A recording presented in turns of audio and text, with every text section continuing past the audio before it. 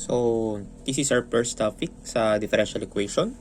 So, ang definition natin ng differential equation is one which involves one or two independent variables, a dependent variable, and one or more of their differential coefficients. So, ang DE pala is equation na nagre-relate sa unknown function and one or more of its derivatives. Kumbaga, hahanapin natin yung function based doon sa derivative. So, tingnan nyo itong dy over dx. May nabanggit kasi kanina ron na independent variable. May nabanggit ding dependent variable sa definition. So, dyan, sa dy over dx, ano yung dependent variable? Ano yung independent variable? So, dito, ang dependent variable is y. Ito ang dependent variable. EV. Tapos, ang x is yung independent variable. So, malinaw tayo dyan, ha? So, punta na tayo sa classification ng DE. So, meron tayong dalawang classification ng DE. Tinatawag nating ordinary differential equation and partial differential equation. Sabi sa definition, pag ODE, one independent variable and derivatives of the dependent variable with respect to the dependent variable. Pagdating mo ng partial differential equation or PDE, involved ng more than one independent variable. So, yun ang main difference. Si ordinary differential equation, si ODE, isang independent variable. Si PDE, greater than one independent variable. So, yun ang main difference nila. Ha? So, ito, example tayo. Kurari di ba natin alam yung mga sagot. So, ito, classify the DE according to type.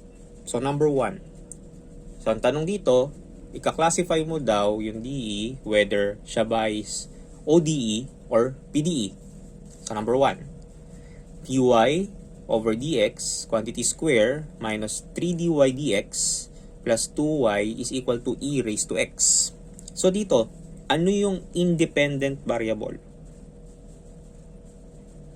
Ang independent variable mo rito is x. May nakita ka ba ibang independent variable? Wala na, di ba? So, isa lang ang independent variable, meaning itong number 1 is ODE. So, number 2.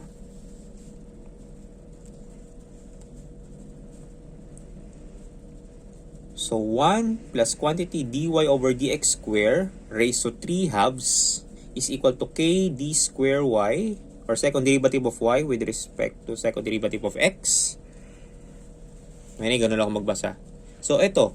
Ano yung independent variable dyan? Isa lang. Yun yung x. So, kung isa lang ang independent variable, meaning ODE rin pala itong number 2. O number 3. Yan. Nakita nyo na ODE. Bakit naging ODE? Kasi, wala namang ibang independent variable. X pa rin. Wala nang iba. Kaya ODE. O number 4. Yan. Mara hindi nyo nakikita yung sagot. So, x d over dx plus y d over dy equals 0. Sana yung nakisa pagbabasa ko pero dapat kasi yung basa dyan is x derivative of u with respect to x plus y derivative of u with respect to y is equal to 0. Basta kasi binabasa ko talaga per line. So, ay dito. Ang dependent variable is u. Ito lang. Pero yung independent variable niya, dalawa. X tsaka y. Meaning, ang number 4 is PDE or partial differential equation. Before tayo mag-proceed sa number 5, may ibang books, ang symbol nila for PDE is ganito.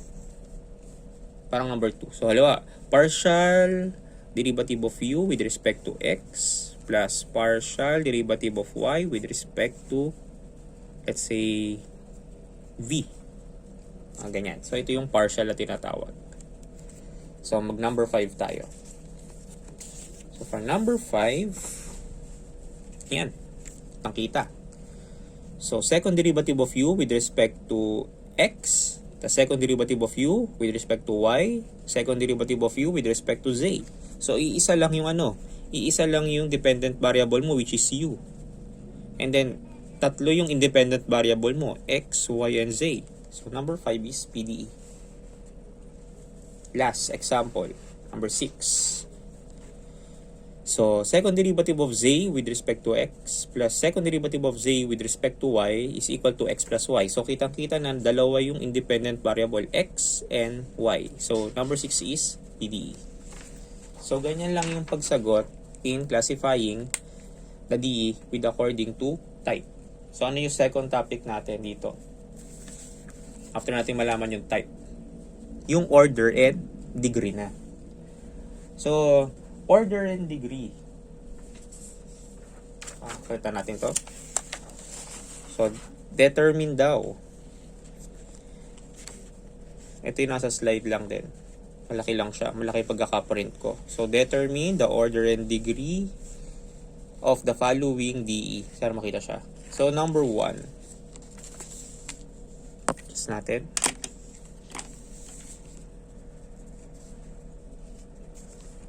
Anyway, wala pa namang sagot yan eh. Pala nilitan ko lang yung pag-print.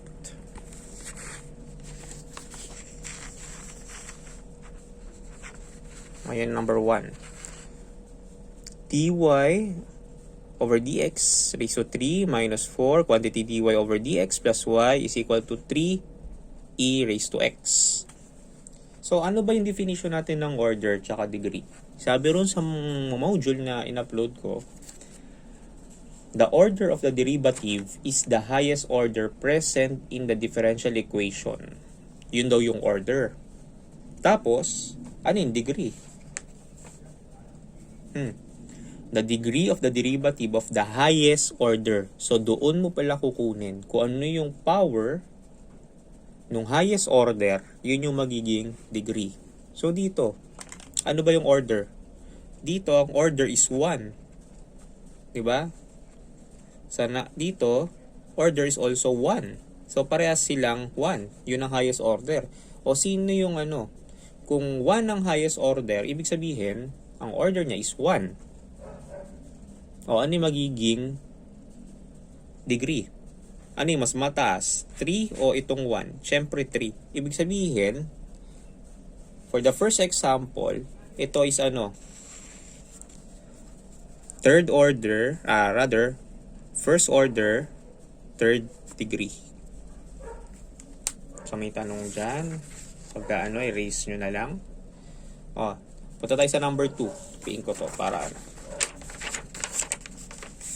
So, malaki kasi. Yan, number 2.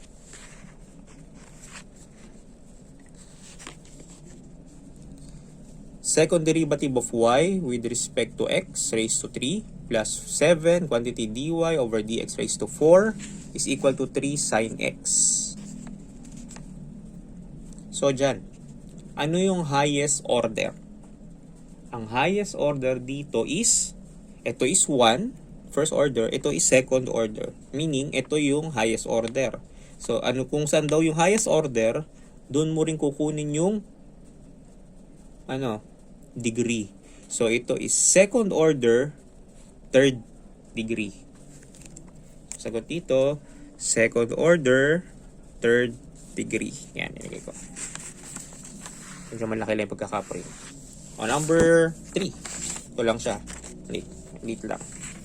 Number 3. Second derivative of x with respect to y plus a squared x is equal to 0. So, obviously, isa lang yung derivative dyan. Which is Ito. Second derivative of x with respect to y. So, yun na yung order. So, ito pala is second order. Anong degree nito? Diba ito is raised to 1? So, ito is first order. First degree rather. So, ulitin ko, number 3. Second order, first degree. Kasi diba, quantity raised to 1 yan. O sa pang-4, medyo mahaba lang tong 4. So, ayan na natin. Kita natin sa isa. Ito yung pinakamahaba example, number 4. So, number 4. Second derivative, dy over dx raised to 2 minus 3, third derivative of y with respect to x, plus 7, second derivative of y with respect to x, plus 4 dy dx minus log x is equal to 0. So, kung titignan mo yan, so yung minus log x, baliwala na yan eh. Kasi hindi naman yan derivative. So, ito na lang titignan mo, dy dx, second derivative of y with respect to x, third derivative of y with respect to x, tas ito. So, ano yung magiging highest order dito? Obviously, ang highest order is ano? Ito. Yung 3. O ano yung degree niya? 1. So, ito pala is ano? Third order, first degree. Third order, first degree. Huwag kayong mag-alala, upload ko tong handouts na to. So, fifth example. Yan na. Fifth example. 1 square root of 1 plus dy over dx quantity square, so ito siya, is equal to 4x. So, anong gagawin mo dyan? Ang first step mo, pag nakakita ka ng radicand, signs, or fractional exponent, is tanggalin mo yung radical tsaka fractional exponent.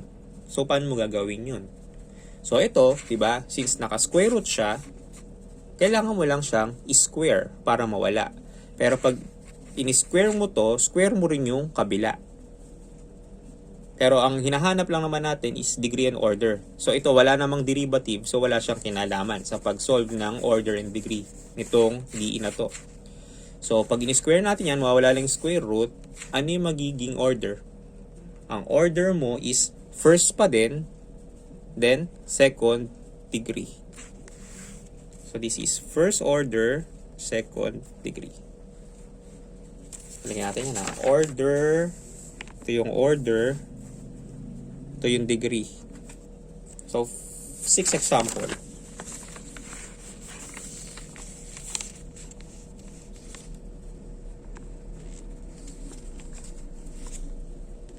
So, 6 example is 1 plus dy over dx quantity square tas quantity raised to 2/3 is equal to second derivative of y with respect to x. So, ulitin natin. Quantity 1 plus dy over dx square raised to 2/3 is equal to d square y is equal to d square y over dx square. So, dyan ulitin ako sa pagbasa. So, dito, ano yung radicand? Hindi mo nakikita. Kasi nga, fractional yung exponent. So, para mawala yung 2/3, anong gagawin mo? Para mawala yung 2/3 or yung fractional exponent. Since 3 to, meaning, dapat, i-cube mo yung buong equation. Pag kinube mo tong buo, magkakaroon din dito ng cube. Tama ba? Kung lang maisulat. So, magkakaroon dito ng cube sa labas. Sino mas mataas? Ito o ito? Diba ito? So, ito yung magiging order. So, ito is second order. Since nag-cube ka, ang degree niya is 3 na. So, ito is second order, third degree. Number 7. Palaki kasi yung pag-print ko. Number 7. Yan. Second derivative of y over with respect to x minus square root of derivative of y with respect to x is equal to 0. So, sabi dyan, tanggalin natin yung radical or fractional exponent ng derivative. So, ito yun, di ba? Tanggalin daw natin yan. Meaning, i-square natin yung buong equation. Pag in-square natin yung buong equation, ito, pa rin naman yung highest order. So, kung ito yung highest order, tas naka-square yan, dahil nga tinanggal natin yung square root na to, so ito pala is second order, second degree differential equation. So, second order, second degree differential equation. 2, 2. O, last example. Example number 8. Ayan. Square root of 1 plus x squared is equal to derivative of y with respect to x. So, ito ba, kailangan pa nating tanggalin ng radical sign? Hindi na. Kasi, hindi naman to part ng, wala namang derivative na involved dito, di ba? So, ito is simply first order, first degree. Since ito is 1, tas ang quantity niya, or ang power niya is 1 lang. So, first order, first degree differential equation. So, yan yung determining the order and degree. So, ano yung susunod na topic? Linearity. So, sa linearity, so ito yung magiging ano, sabi ron sa slide, determine the linearity of the DE. So, sundan nyo na lang din yung handouts nyo na doon yan. So, sundan daw kung ano yung linearity, no? So, siyam siya. Ano yung definition natin ng linear? A differential equation is linear if the dependent variable and all of its derivatives appear in a linear fashion. So, pag sinabing linear fashion, walang minultiply or in-square na dependent variable, hindi sila part ng transcendental function, and the like. Ano ba yung transcendental function? Yun yung mga sine, cosine, exponents. So, before natin discuss yung number 1, kasi ito yung y double prime. So, di ba, nung differential equation nyo, marami tayong notation for derivatives. Isa na dyan yung dy over dx. Diba, ito isang notation. Yung isang notation is y prime. So, ito palang y prime is equal lang dito. So, kung ito is second derivative of y with respect to x, ito is y double prime. Sasabihin naman usually kung ano yung independent variable. So, ito yung equivalent niya. Notation. So, masasolve na natin yung linearity nung number 1. So, yan. Y double prime plus y is equal to 0. So, linear ba yan o non-linear? Identify muna natin kung ano yung dependent variable. So, sabi natin kanina, itong y double prime is d square y over dx square. Tama ba? Tama ba? Tingnan, pakita ko ulit. May kulang pala ako dito. So, ito, lalagyan natin ng 2. Kasi second derivative of y with respect to x is equal to y double prime. So, yun yung equivalent ng y double prime. Ito yun. So, ano yung dependent variable? Ang dependent variable mo is y. May minultiply ka ba dyan or part ng transcendental function? Wala. So, this is linear. Number 1. Number 2. Y times y double prime plus y is equal to 0. So, ang dependent variable mo is y. Eto, kitang-kita mo na, minultiply. So, number 2 is non-linear. Number 3. X times y double prime plus y is equal to 0. So, may minultiply ba dyan na dependent variable? Baka sabihin nyo ito, minultiply sa x. Pero ito bang x is dependent variable? Hindi. So, parang constant lang siya. So, number 3, kahit minultiply mo to, pero constant naman to, ito is linear. Kasi di ba ang definition natin for linear is dapat daw hindi minultiply together yung dependent variable. Ito is constant or independent variable, depende sa definition. Pero hindi siya dependent variable. So, linear yan. Number 4.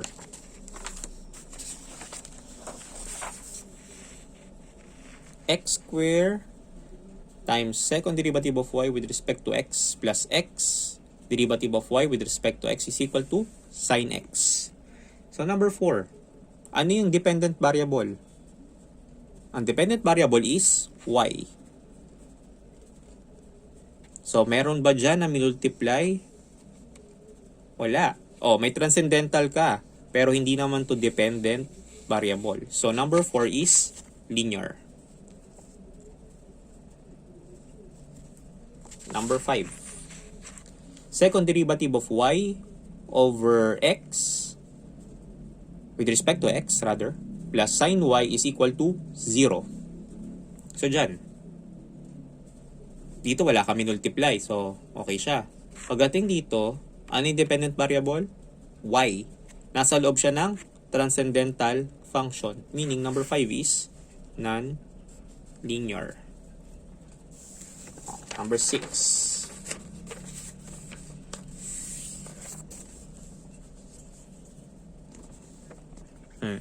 Second derivative of u with respect to x plus sine y is equal to 0. So, ano yung dependent variable? U. Minultiply ba siya? Hindi. Hindi naman siya part ng transcendental function. So, ito is linear.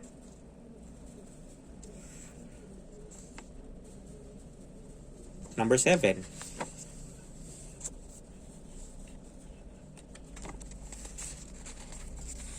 Yan. X, partial derivative of u with respect to x plus partial of u with respect to y times y plus u squared is equal to 0. So, ano yung dependent variable? U.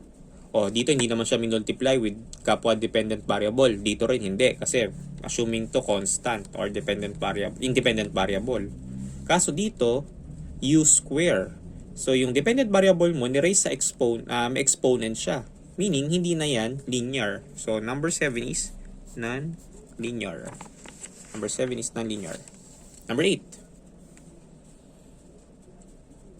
U times second derivative of u with respect to x plus u is equal to 0. So, ano yung dependent variable? U. O, ito lang. Kitang-kita mo na minultiply. Dependent sa dependent variable. So, number 8 is non-linear. Number 9. Second partial derivative of u with respect to t is equal to e raised to negative t times second derivative or second partial derivative of u with respect to x plus sine t. So, ano to? Ano yung dependent variable? Ang dependent variable mo is u. O, dito hindi naman siya minultiply with kapwa dependent variable. Dito rin, kasi ito is constant lang. Ito, sin t, ang t naman is not dependent variable. So, meaning, this number 9 is non-linear. So, nalaman na natin yung pagkuha ng order degree, pag-classify, and then linearity. Ano yung huli? Homogeneity. So, yung homogeneity, madali lang naman yan. Sa homogeneity, determine the homogeneity of the following DE below. So, pag sinabi mong homogeneous, yung DE mo is equal to 0. Walang may iwang constant. Yun lang. Basta dapat equal to 0, walang matitirang constant. So, sa number 1, y double prime plus y is equal to 0. So, number 1 is equal to 0, meaning, ano siya? Homogeneous. Number 2, x squared times y double prime plus x times y prime plus x squared is equal to 0. So, meron ka ba makikitang constant dyan? Wala. So, number 2 is homogeneous. Pero mamaya, let's say, number 1, kunwari lang, y double prime plus y is equal to 4. Kahit ilipat mo yung 4 sa kabilang side, magiging siyang y double prime plus y minus 4 is equal to 0. May naiwan ka pa rin constant, which is negative 4. So, non-homo yun. So, mamaya kasi pag nakakita na kayo na equal to 0, homogeneous na yung sagot nyo. So, number 3. So, number 3,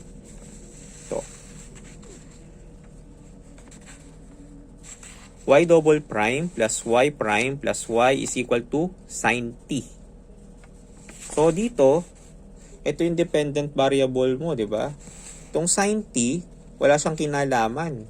So, meaning, ito is constant. So, matik yun, non-homo tong number 3. Last. X square times second derivative of y with respect to x plus x dy dx is equal to x plus e raised to x. So, mahaba siya. So, ito, kung titignan nyo siya, yan. Hirap lang nakakangawit. So, ito, independent variable. Dependent variable. So, sa tingin nyo, may constant ba dyan? Meron. Ito. Exponential functions are considered constants. So, ito, papatak na siya ng non-homo. So, number 4 is non-homogeneous. So, ito lang yung mga introductory topic for DE. Isusunod is formation of ODE na. So, thank you.